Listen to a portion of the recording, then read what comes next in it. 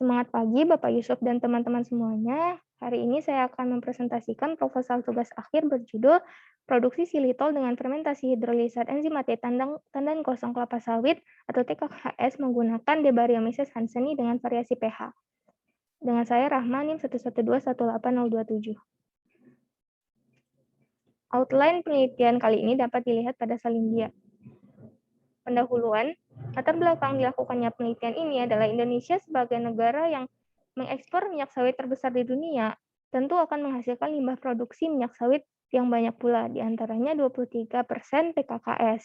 Nah, TKKS ini mengandung hemiselulosa yang memiliki potensi untuk diproduksi sebagai silitol. Silitol ini merupakan gula dengan kalori yang lebih rendah. Silitol dapat diproduksi secara kimia dan biologis, namun secara kimia membutuhkan biaya yang lebih mahal sehingga dipilihlah secara biologis. Cara biologis ini dapat dilakukan dengan fermentasi dengan menggunakan mikroorganisme. Pada fermentasi ini, pH sangat berpengaruh pada produksi silitol, sehingga tujuan dari penelitian ini adalah menentukan profil perolehan silitol oleh ragi Debaryomyces hansenii pada berbagai variasi pH, kemudian menentukan konversi massa limbah TKKS, dan menentukan pH optimum produksi silitol. Ruang lingkup dari penelitian ini yaitu penelitian dilakukan di Labtek 1A ITB Jatinangor. Kemudian secara garis besar penelitian dilakukan sesuai dengan yang tertera pada salindia. Hipotesis dari penelitian ini yaitu perolehan silitol meningkat hingga pH optimum lalu mengalami penurunan. Yang kedua, konversi massa TKKS bernilai paling tinggi pada pH 5 dan pH optimum produksi silitol adalah pH 5. Yang kedua, tinjauan pustaka. Tandan kosong kelapa sawit atau TKKS merupakan hasil yang diperoleh pada proses ekstraksi minyak sawit dari buah kelapa sawit. Nah, TKKS mengandung 42,85% selulosa, 24% hemiselulosa, dan 11% lignin. Kemudian, Debaryomyces hansenii merupakan ragi Ascomyces yang telah ditemukan di tanah, air, laut, makanan, dan sampel klinis. Debaryomyces hansenii ini memiliki potensi untuk produksi silitol.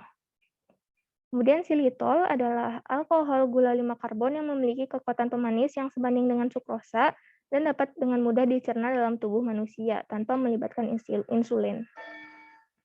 Lalu hidrolisis merupakan salah satu langkah yang dilakukan dalam proses produksi limbah TKKS menjadi silitol. Hidrolisis ini merupakan reaksi kimia dari interaksi bahan kimia dengan air yang mengarah pada penguraian zat dan air. State of the art dari penelitian ini dapat dilihat pada salindia. Kemudian metodologi penelitian.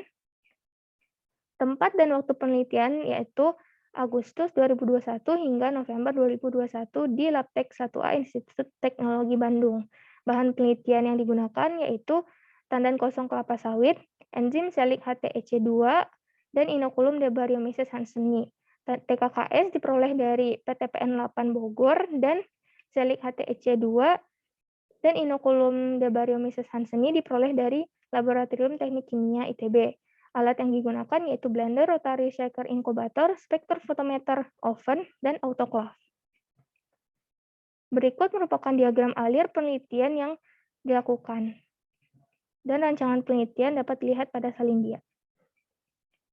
Prosedur penelitian yaitu dilakukan aktivasi mikroba dan dilakukan persiapan biomasa TKKS, dengan kemudian dilakukan pre-treatment dengan cara menambahkan 10 gram TKKS kering dengan air lalu di autoclave pada suhu 127,9 selama 60 menit. Lalu dilakukan hidrolisis enzimatik yaitu dengan menggunakan enzim selik HTEC2 dengan rasio dapat dilihat pada salindia. Fermentasi kemudian dilanjutkan dengan fermentasi menggunakan rotary shaker inkubator selama 72 jam dan pH diatur 4, 5, dan 6. Analisis sampel dilakukan dengan konsentrasi silosa dan silitol dilakukan dengan HPLC, lalu konsentrasi biomassa dilakukan dengan menganalisis turbiditas dengan spektrofotometer, dan konversi TKKS dihitung dengan selisih massa awal TKKS sebelum percobaan dan setelah percobaan. Rancangan anggaran dan biaya dapat dilihat pada salindia. Sekian presentasi dari saya ucapkan terima kasih.